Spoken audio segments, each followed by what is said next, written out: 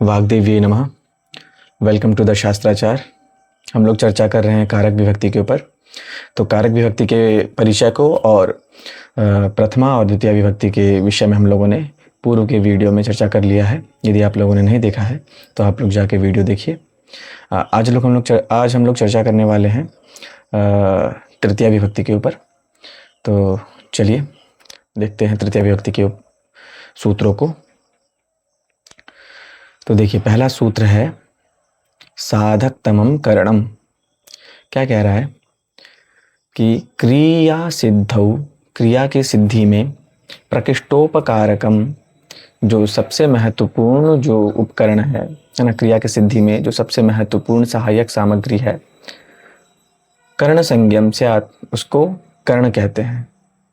जैसे देखिए उदाहरण के माध्यम से देखिए, यहाँ पे रामेण बाणेन हतो बाली।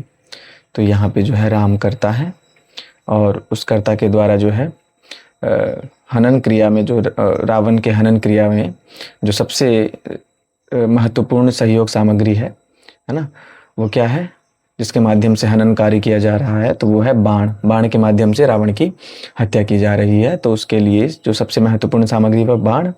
तो बाण के लिए जो है कर्ण संज्ञा उसकी होकर के और कर्तृ कर्णयोस् तृतीया, इस सूत्र से इसमें तृतीय विभक्ति का विधान किया गया है। तो देखिए कर्तृ और कर्ण, इन दोनों में जो है तृतीय विभक्ति हुआ है, यहाँ रामेण में भी और बाणेन में भी, है ना। तो देखिए कर्ता में तो ऐसे प्रथमा विभक्ति का प्रयोग होता है, लेकिन यहाँ पे क्या कहा गया है कि अनभिहिते कर्तरी। अनभिहित मतलब अनुक्त।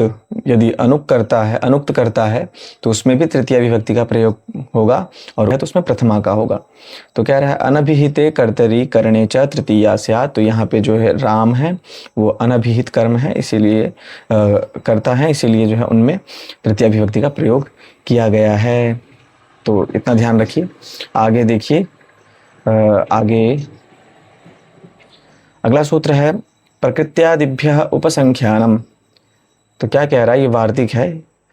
वार्तिक किसे कहते हैं आप लोगों को पता ही है। तो क्या कह रहा है कि प्रकृति इत्यादि जो गणपाठ में जो धातु आता है, इस गण में प्रकृति इत्यादि गण में जो धातु आते हैं, उनके साथ भी क्या होता है, उनके साथ भी तृतीय विभक्ति का प्रयोग किया जाता है।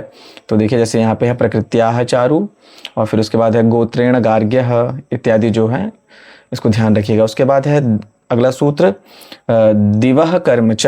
तो दिव धातु के योग में भी तृतीय विभक्ति का प्रयोग होता है ना। विकल्प से दिवः कर्म च, दिवः यानी इसमें द्वितीय विभक्ति का भी विकल्प से और तृतीय विभक्ति का भी प्रयोग होगा। जैसे कि यहाँ पे उदाहरण है अक्षान दिव्यति, अक्षयी दिव्यति। तो यहाँ पे अक्षान में द्वितीय और अक्षयी तृतीय दोनों का प्रयोग हुआ है। आगे चलिए, आगे देखते हैं अगला सूत्र। अगला सूत्र है अपवर्गे तृतीया। अपवर्गे तृतीया कह रहा है अपवर्गः फल प्राप्ति। अपवर्ग मतलब फल प्राप्ति। तस्याम द्वयोत्याम, यानी उसके द्वितीया को कालाध्वनो और अत्यंत संयोगे तृतीया स्यात्। तो इसमें जो है द्वितीय विभक्ति को जो है बाधित करके और तृतीय विभक्ति का विधान हो रहा है। तो देखिए उदाहरण से समझते हैं। तो यहाँ है अन्हा क्रोशेन वा अनुवाकोधीतः। तो अन्हा या फिर कोश में जो है, एक कोश में या फिर जितने भी कोश में जो है उसने कुछ पढ़ लिया, अनुवाक को उसने पूरा जो है पढ़ लिया, या फिर एक दिन में उसने अनुवाक को पूरा पढ़ लिया। तो यहाँ पे क्या हो रहा है, द्वितीय वाले में ये हो रहा था कि उसमें फल की प्राप्ति नहीं हो रही थी, पर यहाँ पे फल की प्राप्ति हो जा रही है, इसीलिए जो है इसको बाधित करके इसमें तृतीया का विधान हो रहा है। तो अपवर्गे किम, तो यहाँ पे देखिए लिखा हुआ है मासम अधीतो नायतः। तो उदाहरण देखिए अन्ना क्रोशम व अनुवाको अधीतः। तो भावार्थ में देखिए क्या लिखा है, दिन भर में या एक कोष भर लगातार पढ़कर अनुवाक पूरा पढ़ लिया गया। तो यहाँ पे अनुवाक रूप फल की प्राप्ति अपवर्ग स्पष्ट है। तो यहाँ अपवर्ग क्या है, तो अपवर्ग का निषेध क्यों, तो मासमधीतो नायतः। भावार्थ महीने भर पढ़ा फिर भी आया नहीं। यहाँ कारण परे महीने तक पढ़ने की क्रिया की निरंतरता अत्यंत संयोग तो है, लेकिन उस अध्ययन का फल याद होना या आना प्राप्त नहीं हुआ है, इसलिए यहाँ द्वितीय विभक्ति मासम ही रहती है। तो देखिए यहाँ पे दिया हुआ है मासम में जो है द्वितीय विभक्ति है। क्यों है? क्योंकि यहाँ पे फल की प्राप्ति नहीं हुई। मास महीने भर पढ़ा लेकिन उसको फिर भी नहीं आया।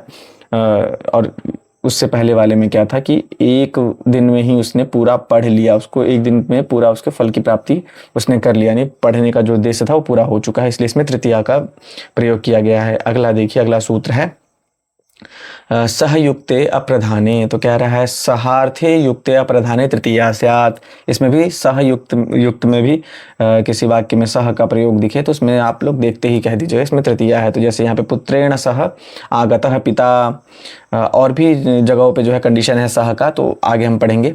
फिर एवं साकम सार्धम संयोगे भी, इसी प्रकार से साकम और सार्धम में है ना, और विना तदयोगम तृतीया, साकम सार्धम और विना के योग में भी तृतीया विभक्ति का प्रयोग होता है।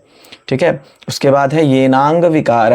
यदि अंग विकार से संबंधित कोई सेंटेंस आपके सामने आ जाए तो उसमें भी तृतीया विभक्ति का प्रयोग होगा। जैसे येनांगेन विकृतेनांगिनो विकारो लक्ष्यते। यदि किसी के अंग में कुछ विकार लक्षित हो रहा हो किसी सेंटेंस में तो उसमें भी ततः तृतीया स्यात्, वहाँ भी तृतीया होगा। जैसे यहाँ पे अक्षणा काणः, जैसे आँख से काना, तो इसमें तृतीया विभक्ति का प्रयोग हुआ है। इसी प्रकार से जो है हम देख सकते हैं। आगे चलिए, आगे देखते हैं। अगला सूत्र है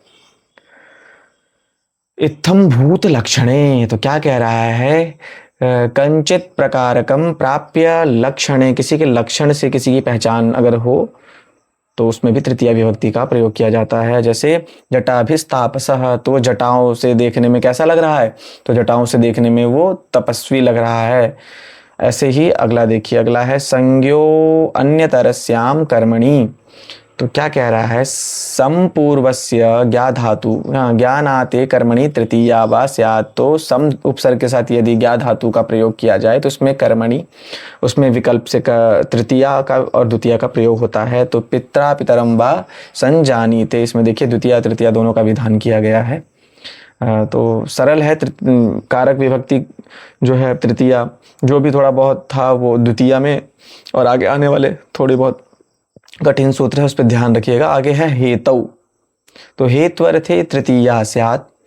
तो हेतु अर्थ के लिए भी तृतीया का प्रयोग होता है। तो पुण्येन दृष्टो हरि, तो पुण्य के लिए हरि को देखा गया है ना, तो इसमें भी हेतु का प्रयोग हो रहा है। फिर उसके बाद अध्ययनेन हेतु वसति, अध्ययन के लिए है ना, अध्ययन के हेतु से कोई वहाँ पे रहता है, बसता है। फिर गम्यमानापि क्रिया कारक विभक्तो प्रयोजिका अलम श्रमेण साध्यम नास्तीत्यर्थः साधन क्रियां प्रति श्रमः करणम। तो कह रहा है फल साधन योग्य पदार्थो लोके हेतु रिचते। हेतु किसे कहते हैं? तो कह रहा है फल साधन योग्य पदार्थो, फल साधन योग्य जो यदि पदार्थ हो उसको हेतु कहते हैं।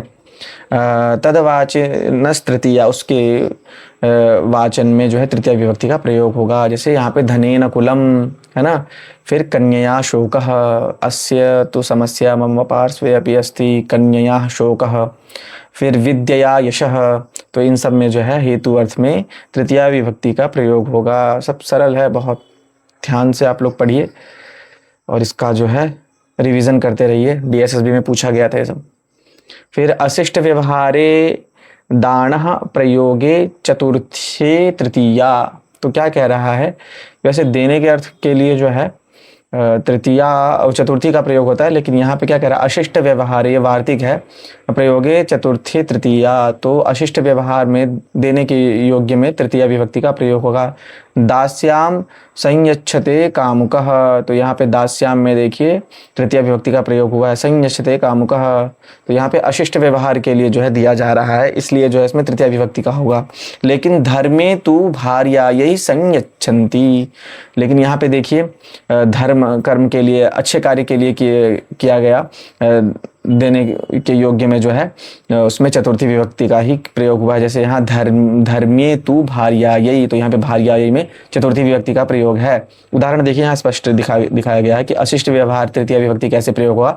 तो दास्याम संयच्छते कामुकः, अर्थ क्या है? लंपट या कामी पुरुष दासी को अनियमित या अनैतिक रूप से धन वस्तु या फिर कुछ भी चीज़ देता है तो वो किसके लिए, तो वो जो है अशिष्ट व्यवहार के लिए, है ना। यहाँ दासी को धन दिया जा रहा है, अतः संप्रदान अर्थ में चतुर्थी होनी चाहिए, लेकिन अनैतिक उद्देश्य वासना के कारण यहाँ दास्या, है ना, दास्याम में जो है तृतीया विभक्ति का प्रयोग किया गया है दास्याम, है ना।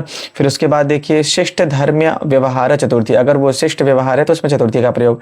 तो धर्मी तू भार्या यही संयुच्छन्ति, तो दूसरी और धर्म सम्मत या विशिष्ट कार्य शिष्ट कार्य में जैसे पत्नी को धन भरण पोषण देना चतुर्थी विभक्ति का प्रयोग हुआ है ना। तो इसका ध्यान रखिएगा। फिर आगे देखिए, आगे कुछ और यहाँ पे विशेष सूत्र है तो उसका ध्यान रखिएगा किन किन कंडीशन में जो है तृतीया विभक्ति का प्रयोग होगा। तो कह रहा है सह सार्धम शाकम समम, जैसे रामेण सह शाकम सार्धम समम गोपालः विद्यालयम गच्छति, है ना, सबका अर्थ लगभग सेम ही है। फिर अलम विवादेन अलम, है ना। फिर उसके बाद विना योग में भी तो धर्मेण विना सुखम नास्ति। फिर उसके बाद किम कारेण चक्षुषा किम, है ना, तो किम योग में भी तृतीया विभक्ति का प्रयोजनम, है ना, मम विद्यया प्रयोजनम अस्ति, प्रयोजन अर्थ में उनः हीनः प्रकृति ही, उसके बाद आकृति ही, स्वभावः, अर्थः, रहितः, विहीनः, सदृशः, इन सब में जो है इन सब में के योग में जो है तृतीया विभक्ति का प्रयोग होगा। तो आप लोग इसको देखिए और ध्यान में रख के जो है अपनी परीक्षा की तैयारी कीजिए। आज के लिए इतना ही। यदि वीडियो पसंद आए तो लाइक करिए, कमेंट करिए, सब्सक्राइब करिए चैनल को, और तब तक के लिए धन्यवाद।